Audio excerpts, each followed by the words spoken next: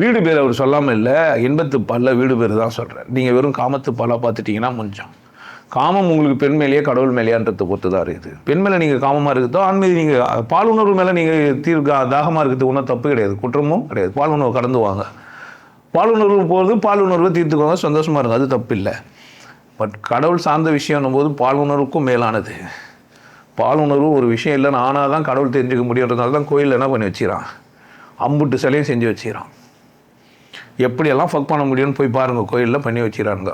பால் கறப்பானுங்க, குனியை வச்சுட்டு என்ன பண்ணுவானுங்க, போய் பாருங்கள். எல்லா கோயிலையும் பார்த்துருக்கோம். இது வந்து காமத்துக்காக இல்லை, பால் உணர்வை தீர்த்துடுறான்றான். அது ஒரு விஷயம் இல்லை, சாதாரணமாக பார்க்க கற்றுக்க அப்படின்றதுக்காக தான் சொல்லி வச்சுக்கிறாங்க. இங்கே இன்பத்து பாலில் ஞானம் சார்ந்த நிறைய விஷயங்களை சொல்லி வச்சுக்கிறாரு. திருக்குறள், கடைசி திருக்குறள் எதுதான், ஊடுதல் காமத்துக்கு இன்பம். நான் ஞானம் வச்சுட்டேன், கடவுள் சூன்யம் தான் சும்மா சொல்லக்கூடாது, அதை கூட ஓடணும், ஊடாடணும், சண்டை போடணும். உண்மையாக அது இருக்குமான்னு சந்தேகம் பண்ணணும். அதுதான் இன்பமாவா.